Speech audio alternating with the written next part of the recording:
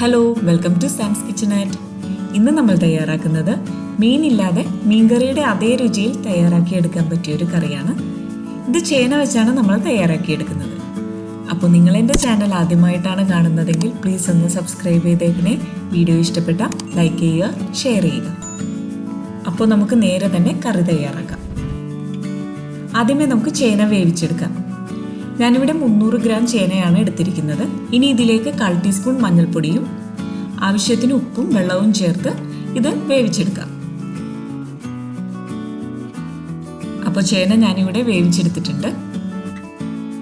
ഇനി ഇതിലേക്ക് ആവശ്യമായ 1/2 കപ്പ് തേങ്ങ കുറച്ച് വെള്ളം ചേർത്ത് നന്നായി അരച്ചെടുക്കാം.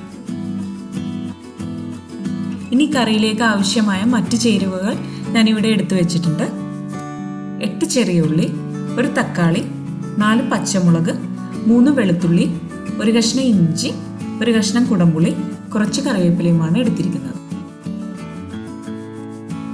ഇനി നമുക്ക് ചൂടായ ചട്ടിയിലേക്ക് 2 ടേബിൾ സ്പൂൺ വെളിച്ചെണ്ണ ഒഴിക്കാം. വെളിച്ചെണ്ണ ചൂടാകുമ്പോൾ ഒരല്പം ഉലുവ ചേർത്ത് കൊടുക്കാം.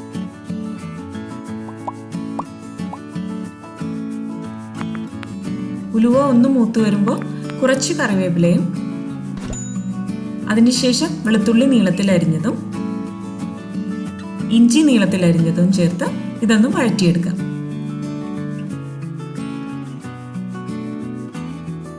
ഇനി ഇതിലേക്ക് ചെറിയ ഉള്ളി ചതച്ചതും പച്ചമുളകും ചേർത്ത് ഇതെല്ലാം കൂടി നന്നായി വഴറ്റിയെടുക്കാം.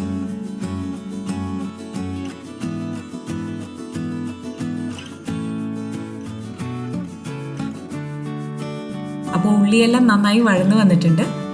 ഇനി ഇതിലേക്ക് 1/4 ടീസ്പൂൺ മഞ്ഞൾപ്പൊടി, 1 ടേബിൾ സ്പൂൺ മല്ലിപ്പൊടി, 1.5 ടേബിൾ സ്പൂൺ കാശ്മീരി മുളക് പൊടിയും കൂടി ചേർത്ത് പൊടികളുടെ പച്ചമണം മാറുന്നത് വരെ വഴറ്റിയെടുക്കാം.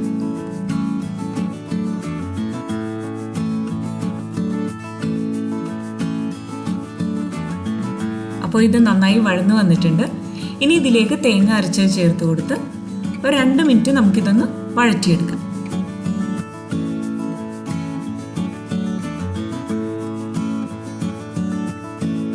അതിനുശേഷം നമുക്ക് ഇതിലേക്ക് ഗ്രേവിക്ക് ആവശ്യമായ വെള്ളം ചേർത്ത് കൊടുക്കാം. ഞാനിവിടെ 2 കപ്പ് വെള്ളമാണ് ചേർത്ത് കൊടുത്തത്.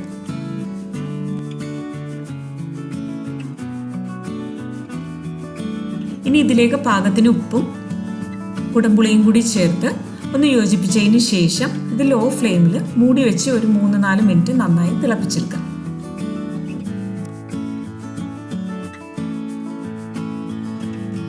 അപ്പോൾ ഇത് നന്നായി തിളച്ചു വന്നിട്ടുണ്ട്. ഇനി ഇതിലേക്ക് വേവിച്ചു വെച്ചിരിക്കുന്ന ചേന ചേർത്ത് ഒന്ന് മിക്സ് ചെയ്ത് കൊടുക്കാം. അതിനുശേഷം ഇതൊരു 2 മിനിറ്റ് തിളപ്പിച്ചെടുക്കാം.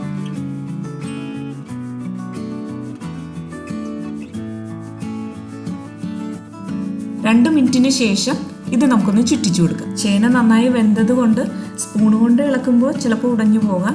അതുകൊണ്ട് ചുറ്റിച്ചെടുക്കുന്നതാണ് നല്ലത്. അപ്പോൾ നമ്മുടെ കറി ഏകദേശം റെഡിയായി വന്നിട്ടുണ്ട്.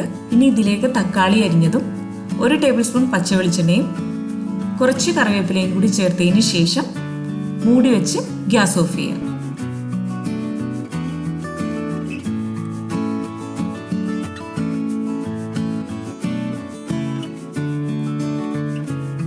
അപ്പോൾ നമ്മുടെ വളരെ രുചികരമായ മീനില്ലാതെ ഒരു മീൻകറി തയ്യാറായിട്ടുണ്ട്.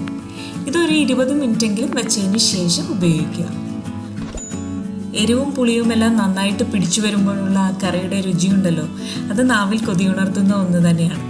തീർച്ചയായും നിങ്ങൾ ഇതെല്ലാവരും ട്രൈ ചെയ്ത് നോക്കുക. Thanks for watching.